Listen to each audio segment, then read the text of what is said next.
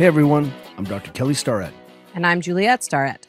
And you're listening to the Ready State Podcast. You got it. You better stop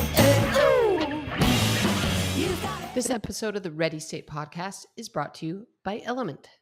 Look, one of the things that we see regularly is that people strip out carbohydrate or they do some intermittent fasting as a way of getting to caloric deficit. And one of the things that happens is they end up feeling bad, but they feel bad for the wrong reasons. And why is it they feel bad? Well, it turns out when you start fasting, you blow through all your glycogen. And one of the things that happens is you start excreting more electrolyte. And then subsequently, because you're not eating food or you're going low carbohydrate, you don't replenish that electrolyte anyway because you're eating clean, whatever that means, right? And clean, and when this term means no salt. And so you can actually feel better. One of my favorite applications of Element when people are toying with going keto for various reasons, or they're fasting, or they going low carbohydrate for whatever reason, we're like, up your salt, feel massively better. Yeah, I mean, I really think it makes a huge difference in how people feel, including stopping people from having the 4 p.m. slump where they just feel like they need to eat candy or drink a bunch of caffeine. Do you remember when people would come in kind of fasted to the gym, and I used to keep salt around, and I would break off a little salt tab and be like, hey, you're kind of sucking. Put this under your tongue, and they would just come back to life like wilted plants. Anyway, huge fans. We literally drink Element every day in our house. Right now, if you order through our link, you get a free sample pack with all of Element's flavors. So go to drinkelement.com/TRS. That's drinklmnt.com/TRS. Do it. Hey everyone, we just want to take a second to remind you about our latest book called Built to Move, which we are delighted to report just became an instant New York Times bestseller. Now, what we did in this book is try to take 20 years of working in some of the most crazy high-performance environments with high-performance athletes and distill those best practices into simple behaviors you can integrate into your busy life to feel better and to become more durable. We've also found that these habits are the things that move the needle for the most for us as individuals and make us feel good in our bodies. Now, one of the cool things about the book is that we have a 21-day challenge built into the book. But sometimes you want a little bit more. We've also created a follow-along video companion that goes along with that. You can go to builttomove.com to learn more and join the 21-day Built to Move challenge. On this episode of the Ready State Podcast, we are delighted to welcome Jon Gregory, who is the founder and CEO of Vitruvian. Now, Vitruvian is I think the right term is a resistance training technology. And for full disclosure, I was sent a Vitruvian platform to just tinker with. Zero connections, no strings attached. See what you think of this. And I was really blown away because, I'm a little bit of a doubter about all things technology when it comes to fitness. Yeah, but I mean, this thing arrived at our house and I found that both you and me and our daughters, we just sort of we gravitated towards it and started playing with it and using it to train in our garage. And it's, one of the things we like about it is it doesn't take over our life. It's really minimalist in size. Yeah. And, what I find is that a lot of this sort of resistance technology that we see other companies, you end up being limited ultimately by how much force you can put into it. So I'm like, oh, this is good if you're a beginner. This is good if you're intermediate. But if you're really, really brutally strong, this stuff, you're beyond these things. And what I found with this Vitruvian is you're not. The other thing I find is that people understand it intuitively, and it potentially gives access to resistance training for people who don't identify with a barbell or a kettlebell. I agree. And the other thing I loved about the conversation was just learning a little bit more about what it was like for Jon, who didn't come from, he had similar experience, but he didn't come from a hard goods technology company background, and how he figured out how to apply his own background to starting this company and also some of the challenges they faced during the pandemic and just what it was like to sort of build a company and grow a company during that time. Especially based out of Perth, Australia, which was really tricky. I mean, all our friends and coaches in Australia were shut down and isolated. So sort of the curtain falls, doors open, and this thing pops up, which is starting to make its way in the world. Juliet and I are interested. It was a great conversation with Jon, and partly because we think, technology and fitness is here to stay. We're interested in how people are solving these problems and seeing these problems. I think you're going to enjoy this interview. Jon, welcome to the Ready State Podcast. Hey, thanks so much for having me. I'm thrilled to be here. Now, you I think the technical term in Australia is legend. It is very early where you are. Tell us where you're coming from right now. Yeah, legend in my own lunchtime. I think if you ask my staff, they wouldn't call me a legend. They would just call me funny old fellow. I'm coming from Perth in Western Australia. It's about as far away from you guys as I could possibly be. It's 5 a.m., but it's not too far off what time I normally get up anyway. But When it's we think of world-changing technology or disruption in fitness and strength and conditioning, let me be perfectly honest, Perth doesn't pop up right away as the epicenter for, for iteration and evolution. How did Vitruvian come to be in Perth? Yeah, interesting question. Well, what does pop up, G. Kelly? Where is the center in the world for fitness technology and resistance It's training San Rafael, California, obviously, right right where here. you guys are? Yeah. No, that's a good question. We find that there are great pockets of sort of real thinking that happens, iteration. There are some super bright coaches in track and field. There are amazing coaches in London that we get to work with. Sometimes around the United States, there are pockets of real excellence. But I just Perth isn't on the radar of Americans, I think. No, that's true. Seppos, as it That's were. fair enough. What I'm doing here and what Vitruvian is doing here is just where I was born. And it's where I spent a bunch of my childhood. I spent a career not in fitness and resistance training, which took me around the world. And I came back to Perth for family and personal reasons, on my own terms, well enough funded to be able to sit down and do whatever I wanted. And so go ahead. Yeah, and Vitruvian was kind of what I wanted to do, but I think more broadly as a company, Vitruvian is just proof of there really are no borders in the world anymore. You can do whatever you want from wherever you are, and in fact, a little bit of isolation is not a bad thing if you're trying to be creative and inventive and innovative.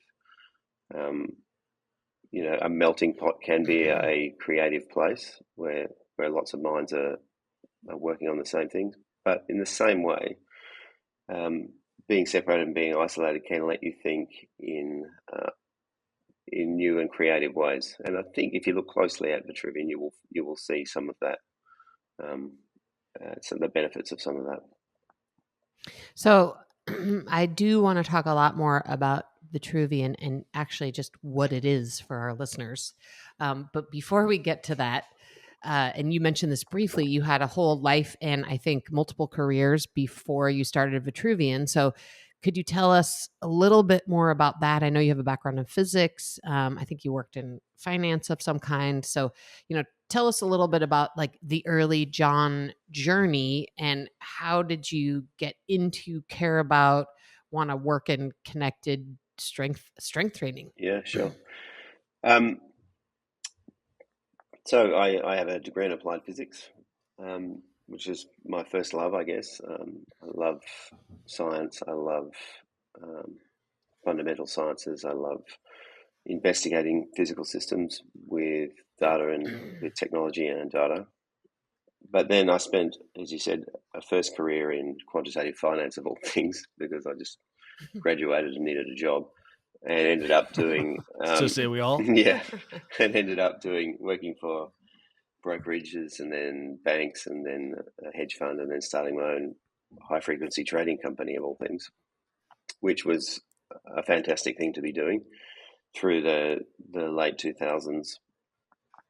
So it was high frequency algorithmic trading, high speed computers connected with high speed lines, and so what at that time was absolutely cutting edge ways to trade, and we were really good at it. And we did really well out of it. But when the markets were quiet, we had a bit of a gym in the back of the trading room. So we had in the office we had a little bench pressing competition where we all just wanted to see if we could leave the under 100 club, which is something one of the guys in the office invented. So yeah, we're all trying to, get really strong and see if we could bench press 100 kilos. None of us actually got there, but that was the genesis of the idea that at one end of the office we were doing cutting edge, best in the world work, and at the other end we were just pushing metal around, and it seemed a bit incongruous to me that in the 21st century this is the best we could do for resistance training. So that was the genesis of the idea for, surely you could throw some applied physics at this and some electronics and firmware and software, and surely that would be possible, and surely it would be engaging. It would be maybe new, maybe you could change weights in the way that you can't currently, be full of data, it would automatically track and progress and increment. Surely that would just be a good idea and people would like that. That was the genesis of the idea. And then early sort of mid 2010 and onwards, I'm like, well, maybe I should just try and figure that out, because I think it would be good. I think people would love it. I think it would be beneficial for the world. I was looking for something that I could really snack on, really chew down on for the rest of my life. And Vitruvian became all of those things and more. And it turns out you can use applied physics and electronics and computers to build an adaptive, engaging, beneficial resistance training experience. And 4 years into Vitruvian now, you can do it, and we're going to do it, and we're going to bring an amazing, connected and adaptive, convenient, efficient, effective ways to train to the world. So, would you describe what the Vitruvian is and some of the ways that it differs from maybe traditional weight training or what other people have experienced with cable machines or other kind of connected weight devices? Explain to us, because let me just be clear, everyone. I have one of these, and that's why we're having this conversation, because it's cool. So tell us, though, explain to the listener what they would see and what they would experience if they jumped on a Vitruvian system. Yeah, and also maybe in like your most third grade kid way possible with your advanced physics degree, partly because I think sometimes some of our listeners often, many of our listeners are into health and fitness, but I think maybe some people don't even really know what connected fitness even is. So, if you could, go down to the basics. Yeah, sure. Firstly, I'd say that Vitruvian, although we are a product and a service and an offering that members can experience, fundamentally what Vitruvian is doing and becoming is a resistance training technology company. So we've focused really heavily on the first 4 years of the company's life in developing the ways to do this well, from the hardware, the firmware, the software, the content, and the ecosystem of how it all hangs together. So although we're a product, we're a lot more than that. And the products that you see now will not be the products that you'll see in 2 to 5 years' time as we continue to grow and bring the technology that we've been developing to the world. But in the short term, mostly how people experience Vitruvian is with a platform that's about the size of a doormat, a little bit longer. It's about, say, 3 or 4 inches high. And inside that, which is a platform that you stand on and has 2 cables coming out of which you can attach either a bar or handles to. So it's a cable machine at that point. And then inside of that machine is 2 high power motors that put tension on those cables anywhere from 0 to 200 pounds per cable. And that's the nuts and bolts of the product. Then you can accessorize around that. You can put a bench on it. And we've got some more accessories coming, but that's the nuts and bolts of the experience that people will find now if they go to the Vitruvian website. They would recognize the truth of that. And let me just say that one of the things I was intrigued with was 400 pounds. Like, I can deadlift 600. 400 pounds is a lot for the average person. And a Vitruvian 400 pounds is a heavy 400 pounds. So what I was always interested in is I'm like, oh, look, I have this neat thing that just works for middle-aged people. Not true. This thing will be appropriate for someone who's just beginning strength training. And I'm like, oh, you really, really are a really strong mutant person. Well, welcome. We've got you covered there. But that's when I first saw this, I was like, okay, that's cool. We've got another way to, deliver this in a way, this doormat package that could be wheeled into an office, that could be wheeled into a bedroom, really is. I mean, you can have legitimate strength training pretty much anywhere. I mean, this thing folds up on its end, and we just slide it in next to our one of our cabinets, and it's just out of the way. Most of the time, it's on the floor because the truth is that one of our daughters loves it, That's and good to so hear. she's into it. But that I feel like is the only connection between it and what people may have experienced. Can you tell what makes, besides the mechanics of the machine, which are cool, what makes it so unusual an experience for people? Because it really is different what you can do on it than other devices. Yeah, so I'll talk to that in the general sense that when we first started the business, we just wanted to throw as much value as we could to the world. So you have a mix of what you can do with technology. You can do, I don't know, you can sort of more or less choose the weight that you deliver, and you can choose the format, you can choose how it gets delivered and shipped. And we just wanted to start with a blank canvas and chuck as much value into a proposition as we possibly could. And Vitruvian is what came out as a compromise or a series of compromises around how we could bring this technology to people. And it's somewhat counterintuitively, I think we wanted to be a product-led company where we just create a product and throw it out to people and not be too bounded by defining a market and asking people what they actually want. We just wanted to make something even a little bit alien and just throw it out there and see how the market reacted to it. And over 4 years, what we've learned is what the market has told us is that there's a huge amount of value in this proposition, and it tends to cycle around convenience, effectiveness, and efficiency, and they're the problems that we end up solving for community members in their own special context and in their own special way. It's very personal, and everyone's problem solution set is a little bit different. But Vitruvian, let me stop you there because yeah. I want to dig down on that for a second, because Juliet and I have been in and around strength and conditioning for a long time, and people send us a lot of stuff.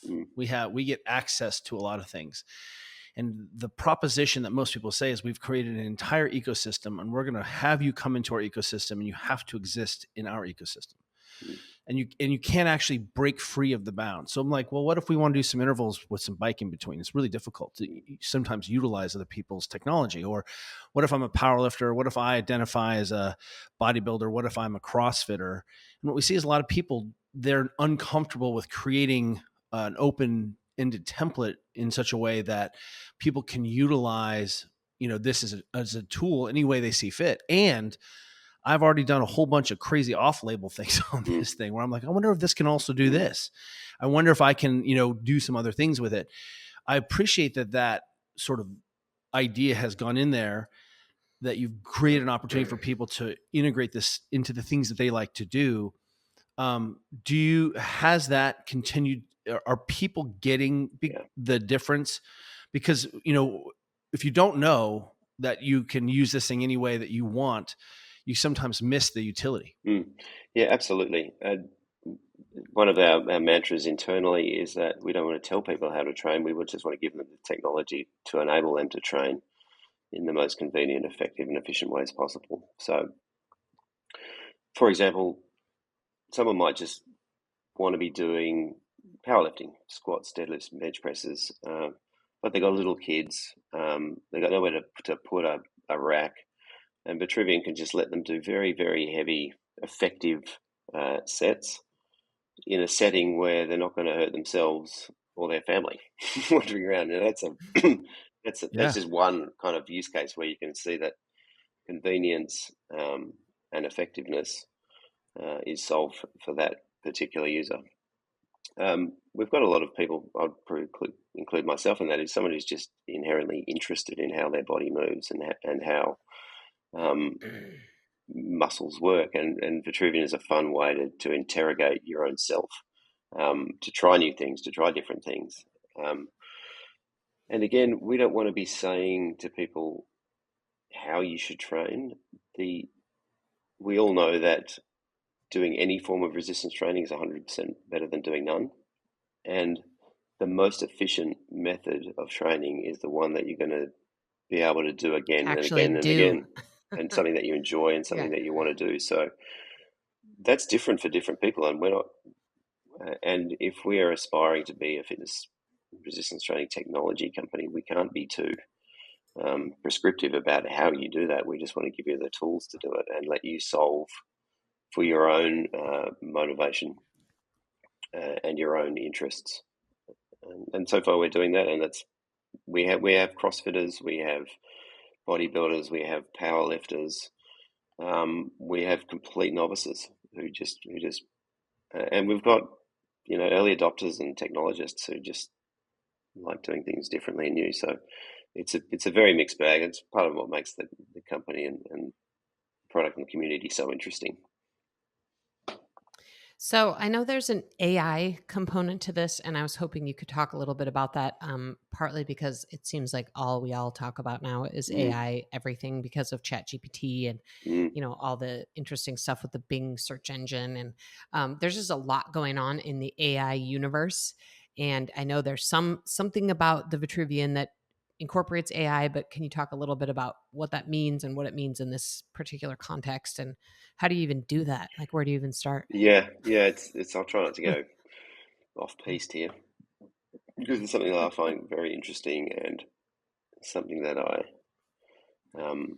is a bit dear to my heart. It's a buzzword. AI is a buzzword that is more or less true depending on who's saying it and how they think about their world. For Vitruvian, one of the fundamental things that I'm incredibly excited about, that what we're doing as a company, is we're building a network of machines that is out there gathering information about how people train. And at the same time of gathering information about how much they're training, and it's doing it in a completely, agnostic way. It doesn't care who you are. It doesn't. It's not learning about you. You don't have to worry about this thing looking at you and in your bedroom watching you get changed. That's not what I'm talking about. It's not listening to your conversations at the dinner table. That's a big deal. It does not have a camera, which I really like. Yeah, but it's so it's as a network of machines and a cloud-based repository of data. It's learning from every single person and every single member. It's learning how they want to train individually, and it's also assuming that they're training continuously or regularly on the Vitruvian. It's also watching them progress. So we're really only just getting started in how rich a data set that is and what we can, where that's going to go. I'm incredibly excited about that because there's not many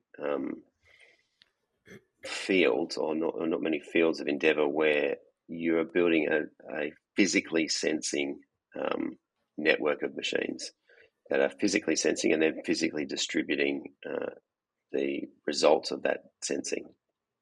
So, for example, ChatGPT is out there learning from every single piece of information on the web, but it's not taking physical input. It's not. It can't actually do something and then get an actual result from the physical world. But Vitruvian is kind of like this analogous to that in the physical world, where it's sensing physically and being able to distribute those results physically. So that's, I have to say that, just for everyone listening, this is not ChatGPT. However, the Vitruvian can be so difficult, and you can make it so. You can come in as such a fit person and find such an amazing stimulus. It is clearly the dark persona of, of strength training. It's the Sydney. It's the It's- Sydney. it It's is. Sydney. It is Sydney. And I'll tell you, man, this thing, I continue to find interesting, unique ways to just destroy myself in my garage. It's so awesome. Okay, so I want to. There's a lot more we can ask about the actual product, but I would love to learn more about the process of trying to actually run this kind of business and make this And you an guys- actual business. You did this during the pandemic. I yeah, feel like Australia was shut off, and then the doors open and Vitruvian pops out. But one of the things that came to immediate mind, because we experienced this on a completely micro level compared to what you're doing, but the pace at which technology evolves and changes. And let me give you a micro example. Every time we need to build or rebuild our Ready State app, by the time we've launched it, we're already behind again. Like by the time it's come out, we're already like 2 years behind. And so I have to think with a physical product, it's, did you guys try to sort of future proof the product so that Good question. every time there's some amazing technological change, you're not like, oh crap, we have to redesign this thing, we have to rebuild the entire thing. I mean, how do you even consider thinking about that? Because it's one thing with a piece of technology like we have that's an app, right? It's just this, but you actually have like an actual hard good that's sitting in people's homes. And how do you deal with that from in this crazy changing technology driven world? Yeah. A lot of questions there. I can't remember them all. But I think you said some very kind things about, what we did. We're 4 years old. We were basically born and grew up through the pandemic.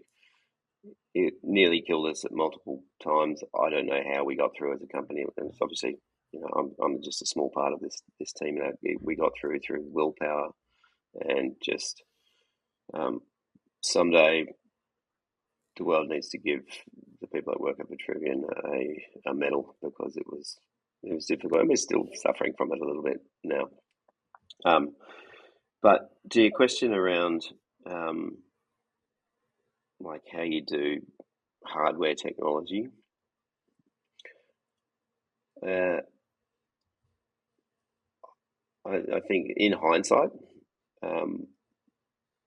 really what we did is think very, very deeply initially about what we're trying to do, what the opportunities were, what was possible, and what the right technology suite is to be able to build and grow a business and build and grow the technology over decades. And so we did a lot of thinking up front. And you can see that now when you look at our choice of material, choice of product architecture, choice of way of connecting to it.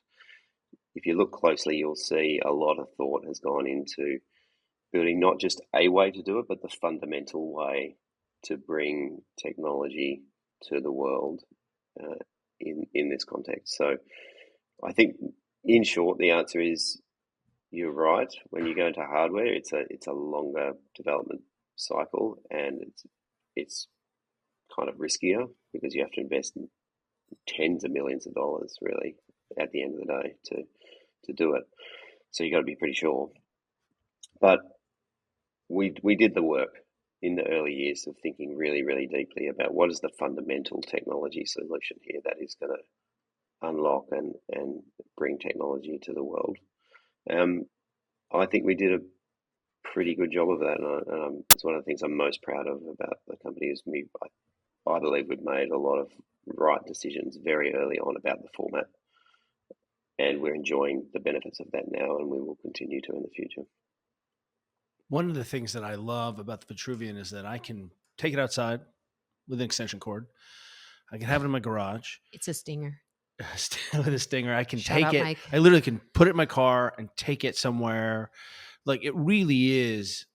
If I had great parents, I would send my child to college with one. This is the dream, right? Because I mean, I will say what he's talking about is, I'll be honest, John, when Kelly's like, dude, I'm getting this device, a Vitruvian, I was like, dude, we do not have room in our house or our life for like another thing. Yeah. We don't even have room for the box. Like we can't even accept the package. Like we have so much stuff. Yeah. And Kelly's like, no, this thing's different. And I was like completely skeptical. And I was like, this thing is going to live at our house for 5 minutes and then it's going to overtake our entire life in our garage and it's going to have to go to the dump. Yeah. And I will say I was pleasantly surprised at how like lean it was. And how it actually can fit in this corner of our garage and then get pulled back out and used. And, it just hasn't like taken over our entire life. Like that may be a minor thing, but I think that's a really significant thing. Like it has to actually fit into a variety of environments and not assume that it's going to take over all the space of your house and your garage and your outdoor gym or whatever. Yeah. Juliet is more interested in tracking and more interested in the use of technology to uncover kind of key truths of her own behaviors and her physiology. And I hate that shit. Let me just say it again. I hate it. I do wear, What he's telling you, John, is he's a purist. I wear an Oura Ring, which is charging right now, which is, I love that thing because it tells me about my sleep and it gives me a score based on my behaviors for the day before, which I really appreciate. That's the end of the use of it. I'm like, I run this experiment, I make these choices, and then I sleep during the night and I get to see what the outcome is. But one of the things that I love about your platform is that everyone has a phone and you haven't saddled me to another screen. You haven't saddled me to another device. Like my phone is there and it's really in the background. And there's two things about this thing that I love particularly. I can talk about all the things I love about it and gush. But one of the things is I can basically hack the software, the interface, so that I don't have to really interact with it. I can set my range of motion, which is incredible because with this device, I suddenly can protect people from specific ranges. I can work in other ranges. I can have them develop force from specific ranges. It's like having a rack and doing rack pulls or adding pins or, hey, I want to protect you because your hip is like you've had a hip impingement and you have a cam deformity and I don't want you to deadlift below this. It's amazing how I can make the device fit whoever's using it. But then I can just put the phone down. I literally put 100 reps on the thing I want to do. And then I just put the phone down and I don't have to touch it again. So I don't have to feel like I'm being led by the nose by this technology. And I don't know if you know that, but it's one of my favorite things about this is that I'm like, phone. I always have my phone when I'm training anyway. I don't really use this device to track my thing. I'm sure the data on my usage would be really strange for people. Like this guy loves this one exercise a lot. But that piece that I'm able to use it in a way that it allows me to sort of respect my own love or dislove of, all things tech. It really does feel like an old piece of equipment. Like it feels like I've always had this in my house. But was that a conscious decision? I mean, was there an iteration where there was some kind of like TV or screen or something connected? I mean, was that sort of a thing that you guys considered from a business standpoint and tossed out, or was it never a consideration? There are plenty of competitors who are like, you have to have the screen. It has to be in this place. And I hate all that. Yeah, well, I did have screens, but back 6 years ago when I was prototyping, because it was just easier to have a human machine interface, which I could just push buttons on and test. But I think from the very early days, we wanted to use people's own devices because it's an extension of ourselves these days. It becomes a very personal and connecting the Vitruvian natively through your phone is a way of increasing the personal connection with the product. It's also, by the way, it's easy to do that. Yeah. What's that? It's easy to do it. It's not like I figured this out in seconds. It's so simple. I think it's also, it just makes sense from a product development point of view. People have incredibly high-powered computing devices in their hands. Why would we go and stick another one on the product and make it more difficult to make, more expensive to make, more difficult to ship? There's a bit of a trade-off in that the software development cycle is harder and longer because it has to work on a lot of different devices. So that's a challenge for us, but we feel like it's worth doing that for the members to give them a more seamless and more credible and richer experience. But back to your comments around convenience and portability and flexibility. I have one in my lounge room in front of my TV that you can't even see in my house because you just move the coffee table and it's there, which is lovely. I've got a couple in my garage because I don't necessarily want to be sweating and grunting in my nice lounge room sometimes, and I've got the space to do it. Not everyone has the space to do that, and I've got one bolted to the floor and I move another one around, and I like experimenting in that way. But there's been this whole use case and this whole group of people that are buying them for mobility. For example, elite sports teams, we didn't even know this. They have a real problem in how they train their athletes when they're on the road. Even Yes. MLB, pro baseball teams, they're on the road a lot, and they have a real problem getting a regular, effective stimulus to their athlete population when they're away so Are you often. saying the average hotel gym isn't meeting the needs Yes, that's exactly what of I'm saying. the traveling Yes. professional athlete? Yes, shock horror.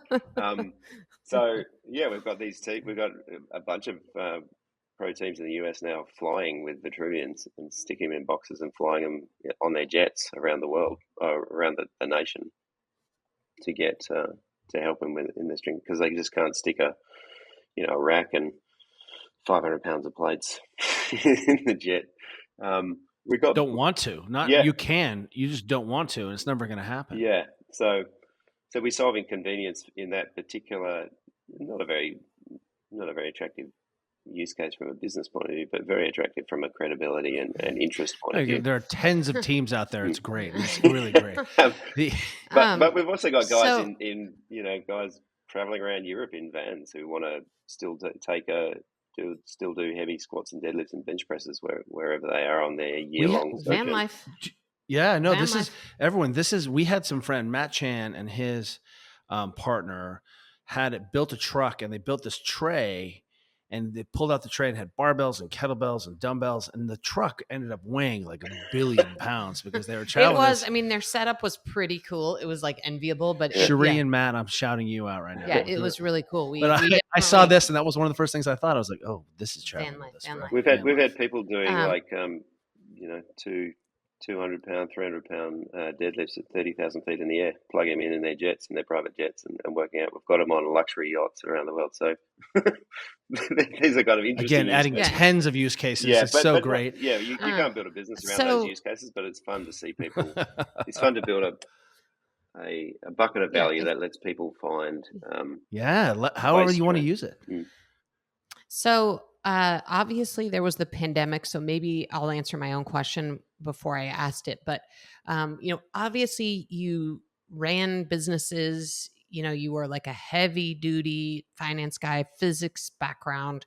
But what has surprised you or been the biggest challenges for you, like as an individual with your prior skill set? What has been the biggest challenges for you? And let me tee this up. Oftentimes we see people who have been successful in one business, and they're really surprised that they haven't just been able to port over those same sets of skills to some other business. Yeah, like what's been surprising, unexpected? Are there areas where you're like, oh, I if only wish I knew X, or if I had this skill set? What's been kind of surprising to you just as a human in sort of taking a little bit of a right turn from a business standpoint and moving into this industry? Yeah. Well, I've never really felt like I had any skills, so I didn't come Step with one. too many. That does help. I didn't come with much many preconceived notions of what I could do or what I'd be able to do. I just knew what I wanted to do, and got going. And the pandemic has been, what surprised me about that was the asymmetric and things that you couldn't predict about what it was going to do. I had no idea it was going to drive an incredible rally in equity stocks, and a very distorting rally as well. Like it makes sense for some particular stocks like Peloton that got really kind of distorted because there was so much demand, but there's a rational demand across the marketplace. I didn't really see that. I thought when it happened, like when that first downtick happened in sort of March 2020, I felt like that was the start of the biggest bull market ever. And it sort of played out like that for a little bit, but now the correction is has been the whole market cycle did surprise me. I didn't see the distortions in supply chain being that, like, just didn't see that coming, and that really caught us. That made Caught manufacturing everyone. doing anything in Yeah. hardware very, very difficult. I mean, who knew that the pandemic is going to cause a shortage in microcontrollers around the world? I didn't know that. That was a real killer.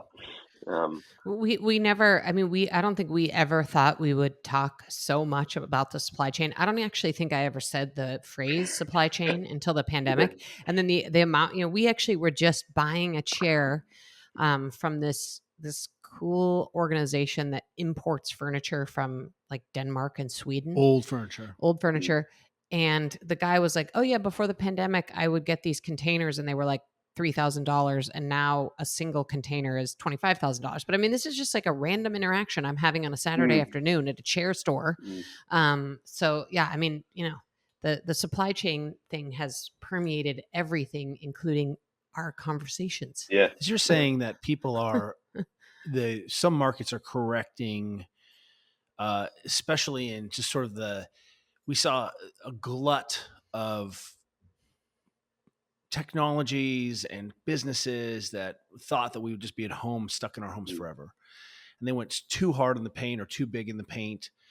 Are you speaking of Peloton? Just let's say as a case, as a study, there are a constellation of companies like that.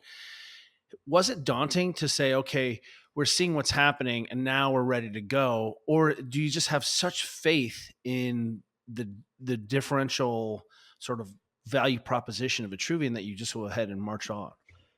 So we've been the company was founded over 4 years ago. We just ran as hard and as fast. We've been running as hard and as fast as we possibly can for 4 years. I think the pandemic, we've maybe just landed on your radar fairly recently, but I don't feel like we're that recent. We just couldn't scale how we wanted to with our first generation product. We just couldn't make it, and we couldn't make it fast. You guys were big in Japan, big in Perth. No, we just like we knew we still know we've got the product for the world. We just couldn't get it out. It was like say June, July 2020 was absolute torture for me and for the rest of the company, because we could have sold 1 million machines in a day, because the entire planet was wanting to do effective and efficient strength training at home, and we're like, well, hello, we've got a pretty good product for that, and we literally could have sold that many in a day, but we just couldn't make them. So do you remember our coach friends, where people would call our coach friends and be like, okay, I want a total body workout, which already is just a horse crap conversation to have. But they're like, I have this green TheraBand and this pink dumbbell. Go, people were like, well, I guess you need to go over, lift your couch up a whole bunch of times. I mean, you're right. I mean, people did not have all of the tools to do some resistance training, and it ended up being a real problem. I just think about our friends coming and going from Australia who are coaches who are in isolation, and begging for, like, can you give me a bike? Can you give me one dumbbell? I mean, there was this thing. If there's one in your community, it solves all the problems. We also noticed that one of the flip ups of surprising aspects of what you're doing is that people don't seem to be intimidated by a set of handles. They seem to be intimidated by a barbell. But when that resistance is attached to something that looks like a handle, it doesn't freak them out. Am I right there? Have you noticed that? That's very interesting. I mean, when I initially envisaged the product, I only saw it as I saw it as handles being the most kind of flexible and sensible thing to put on it. It was actually one of our engineers who, the first things he did is said, "Well, we need a bar," and I'm like, okay. He was right. He was right. She was right. But because so many people just see this thing as a way to do like squats, deadlifts, and bench presses with a bar. So I think again it comes back to being a product for all people, and having a flexible enough hardware architecture that lets people find their own ways to approach the product. So perhaps if you're not well trained, or you haven't had a great training career, handles is a great way to start. But if you've just been lifting the bar for 20 years, you're probably going to put a bar on this thing. So, yeah. So one of the things I want to ask you about is general accessibility, because at this point in time, I think most connected fitness devices, I don't know if is that even the right phrase to describe this, but Not really. We anything don't connected really use that is phrase anymore. No, it's not really what the right phrase do thing. you use? Like, what would you Well, use? it's resistance training technology. That's who we So want to be. at this point, resistance training technology is probably out of the financial reach of most people. Although if you look back across all technology over the age, I mean, Kelly and I can go to Best Buy right now and buy like a 95-inch television for like $100. So I'm not like some kind of Pollyanna about the reality that in order to develop this technology, it's going to always start off being for the few before it's for the many. But presumably the costs of the Vitruvian and other devices that are fitness related things that are connected to technology in some way or another, presumably the costs are going to start to go down. It'll be ultimately way more accessible to more people. But do you see, I mean, am I right there? Do you see that as the case? Do you think it is going to start to be sort of a downhill trend in terms of financial accessibility for more? What are your thoughts on that? Or are you guys just trying to stick in a market of people who can afford to buy it? Yeah, there's a lot in that. We think the market at the current price point is in the millions, so that's enough to build a pretty amazing business around. If you look at the actual cost, and you break it down to what a monthly cost is for a family, and if you want to attribute cost of capital across the lifespan of the product, it works out at around sort of $120 a month for hardware, software, firmware, and maintenance and support and coaches that you can call. So that's not for a family. That's actually reasonably affordable if your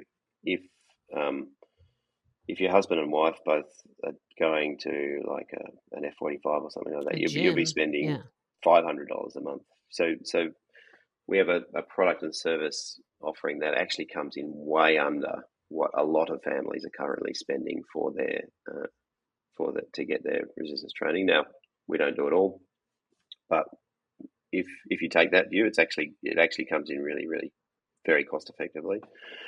But you're right, there is still a huge and underserved market of people who are in their 20s, just don't have a family and just want to train efficiently and effectively and conveniently. We need to get a price point down to more like $40 a month. That's very, very hard with hardware.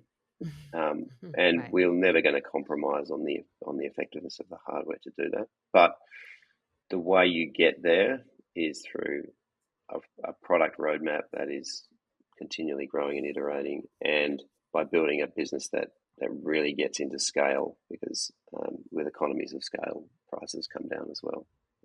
But there's a pretty typical kind of hardware product evolution roadmap. If you start a sports car like Elon, if you start a car company like Elon did, you start with a sports car, because it's going to be expensive and the market's small. And then as you grow, you go down the price points. We'll take that view to some extent, but I would say there is a fundamental limit to how much this stuff costs. And actually, we are already delivering incredible technology at an incredibly low price. People don't. They look at this box and think it's pretty small, shouldn't be worth very much. But there's actually a 2-axis high-power robot that's landing in your home, and you're not going to land a robot cheaper than the Vitruvian robot. And final thing I would say is people spend a lot of money building traditional weight stacks in their garage. A cage. You are Weight not plates kidding. cost a fortune. Like, Yeah, just the shipping alone. yeah, It's true. racks you can build. You can easily spend $4,000 or $5,000 building out your home gym in your garage. So we come in well under that. Already, I think we're very. If you look at it in its totality, we're already incredibly cost efficient solution, and people are coming to us for that reason because we're cheaper than what they're currently spending to get the stimulus that they want. The Vitruvian is, I think it's interesting. I look through things of like, is this tool going to be useful if I am trying to just babysit someone's tissues and strengthen their tendons, and I'm not really worried about sort of skill, but I'm just worried about physiology. And then I think all the way up towards, I have these Olympians and people whose lives depend on it, and I really need large loading and sophistication. And a lot of technology that's presented to us or tools that are presented to us end up not meeting that through line sort of necessity for me. And some of the things that have been really surprising is I'm a huge proponent of blood flow restriction training. And one of the problems with blood flow restriction training is finding a load that accommodates to you. So the load changes as you fatigue, as you're trying to work. Because really the magic of blood flow restriction, everyone, is that we're putting a cuff around your hip or the top of your shoulder, and we're going to make the vasculature and the system work really hard. We're going to keep substrates in, and we're going to keep good things out, and we're going to make the body start to turn on a lot of switches. And the Vitruvian plus that, because you have this technology that constantly can adapt load very quickly and drop load to meet my resistance. It's like someone is, imagine if you had a spotter who's constantly moving the pin at like 100 times a second, making the load lighter, making it faster, adapting to what's going on. And that has been a game changer. Like, that is an incredible resource. Another thing that I thought was really interesting is that I can program this thing for gnarly eccentric only movements, which means just heavy negatives. That's impossible. I can't say to my daughter, hey, go out there and back squat this, heavy maximal load, and then I'll rescue you and come back up. You can do that effortlessly in ranges you're trying to control. How did you think about those use cases? Because they're very surprising with this. I haven't really heard about that BFR. We know we've got members that use it, that do it. I've never done it myself, but I love the fact that you found a way and hacked a way to do what you want to do and found new effective ways to do that. So that's a great little story. I think we wanted to, and we still want to, take the elite ways to train and bring them home, like give them to everyone. So I was at a Major League Baseball team a couple of weeks ago, and they're wanting to do isokinetics, compound movement, rotational movements in isokinetics, eccentric onlys, iso load, and isometrics, because that's the cutting edge for them in how they manage their athletes' pain and load and progression. And Vitruvian can all do all of those things. You don't even know that they can do that yet. It's already in your firmware, sitting there in there. We haven't exposed it to the general population yet, but so I think that's who we want to be, is pushing the boundaries of what's possible with this technology, with elite coaches, professional coaches, professional sports players, and then bring that out to the rest of the world so that everyone else can train like that as well. There's no reason why they can't now. There's no reason why we can't all be training in just the most effective ways possible and enjoying those ways to train in a safe setting. I think, again, it's a bit like starting with a sports car and bringing the product progression down the layers. It's a tried and true formula of how to push technology, push it in an elite context for the benefits of all. And I can't wait to see wattage and speed or Yeah. velocity. I'm so excited to see those two things. That's going to crack this thing wide open. What has been your greatest sort of joy starting from scratch? Because it really does feel like this thing is from scratch. What has been sort of your personal, like, that's the coolest moment? Yeah. The day, like maybe the foundational moment for me was about 18 months into the company, where we'd had, it was less than that. It was actually 7 months into the life of the company after I'd founded it. We got our first prototype, which looked somewhat similar to the current machine now. It's a bit bigger, a bit bulkier, a bit heavier, but it did more or less the same thing. Got it, landed it in this shed that we were working out of, and I started using it for just playing around with it, seeing what we could get out of it, trying all these weird ways to train. The algorithm at that point was completely unlocked, and it was kind of the wild west of trading. The thing would adapt and change, and reps would ramp up and down. It was kind of crazy and fun. And I used this first prototype for about a month, and not really in a structured way, not just in a very experimental way, but somewhat regularly. And at the end of that month, I woke up and I'm like, I haven't really been using this thing like properly, and I am stronger. I am feeling stronger, looking stronger. Well, you just woke up jacked? Yeah, you just woke up Dude, today, I Jack. wasn't like bang. I wasn't like I want that. I wasn't Hugh Jackman in a month, but I was like noticeably stronger. And I'm like, there's something going on here. Like I think that was this moment where I'm like, I always knew that we could do something cool and engaging. I didn't know just how beneficial it was going to be. That these new ways to train, just how beneficial they were going to be. And then I went down to watch my daughter's netball game just down in the netball park, which is like in Australia, it's like girls basketball. You might call it that. Incredibly popular. There's people everywhere. There's 50 games going on at any given time. I was walking around. There's thousands of people around, and I'm like, I almost collapsed in just thinking that we've made a product that is going to reach the world, because we've built a product that is going to bring a benefit to mums, dads, kids, parents. We've done it. We've got it. It was an overwhelming moment, and I basically almost collapsed and went back to my car and sat down. I was just that overwhelmed with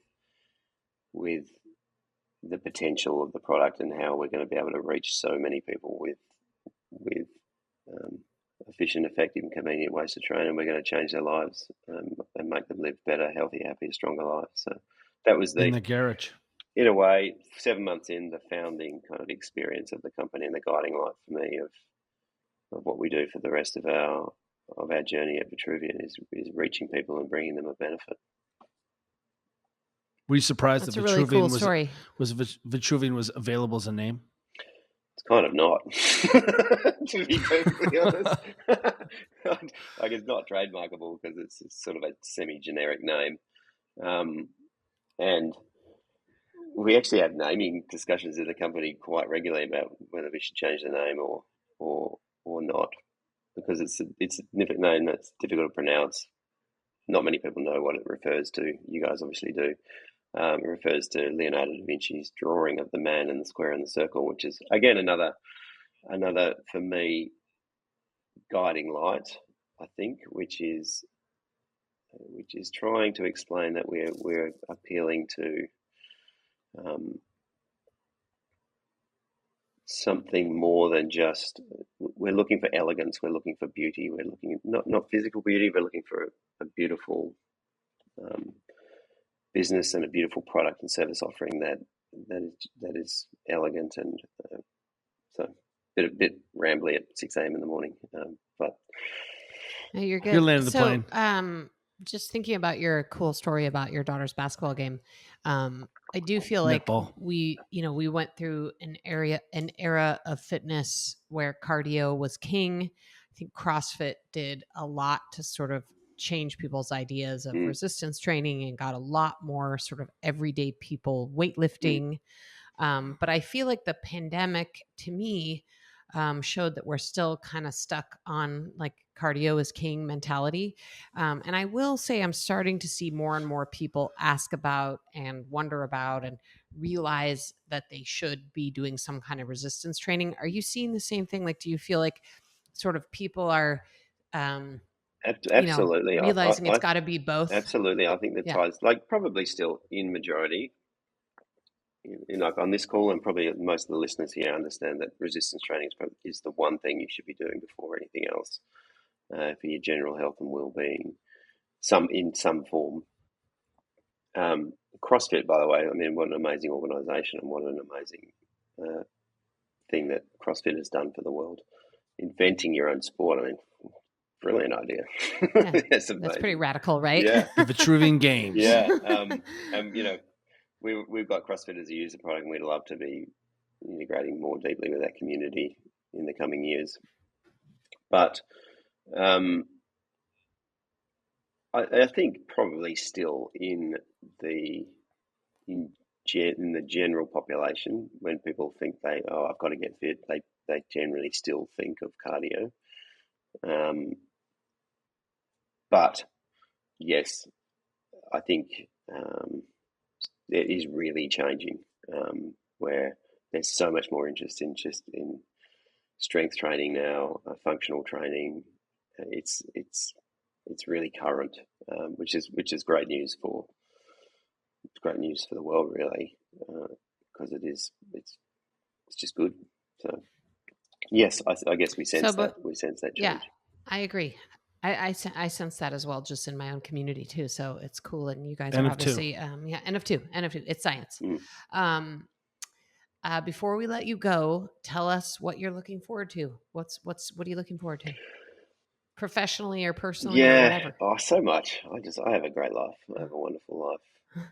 Looking forward to spending the year with my family. My daughter's in her final year of high school. She's working hard. Looking forward to supporting her with that. My son, 12-year-old son's got grade cricket trials this afternoon, so I'm looking forward to going down and watching him in, enjoy the cut and thrust. I'm assuming you have the same thing in baseball. They get a certain age, and then there's the local and the state-based team. So he's thrusting in that. I'm enjoying watching my oldest 20-year-old. He's third year physics of all things, and he's enjoying doing quantum mechanics and quantum computing, which is fascinating for me. That's cool. That's personally. I have a wonderful family life and really enjoy them. Professionally, it's an honour and a privilege to be working at Vitruvian now, and still shaping the vision to some extent, working with incredibly passionate people who just turn up and again want to serve the world and bring resistance training to the world. I just love every moment that I get to do that, and I think more focused in a more focused way. This year for Vitruvian is going to be the year of partnerships.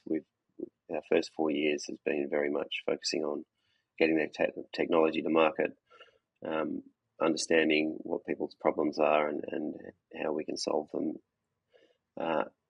This year is going to be the year of partnerships. We want to really partner with major gym chains, major brands, and because we think, and I just think that that's going to happen this year because there's so much value to be unlocked for Vitruvian, for members, and for other brands where with a proper, deep and rich partnership, we can really expand and break down walls for brands, literally, and bring brands and fitness and resistance training experiences to many more people, and effective ones, not just kind of silly and kind of ones that don't work, but effective. We've seen plenty of amusements. That's true. But effective brand extensions around the world. So that's me. That's Vitruvian. That's all for this year. Easy. Awesome. Well, where can people listening to this learn more about your company and follow you all and keep tabs on the Vitruvian journey. Yeah, appreciate the question. So you can go to our website, vitruvianform.com. You can find us on socials, Insta, Facebook. You can find me on LinkedIn if you want to Google Jon Gregory or have a look on Jon Gregory. You can reach out to me on LinkedIn. Be happy to talk. Get busy. Buy a machine, join the community, get on the leaderboard, and enjoy the world of resistance training technology. It's there for you. It's there for everyone. Thank you so much, Jon. Thanks. Thank you, Jon. Pleasure meeting you guys.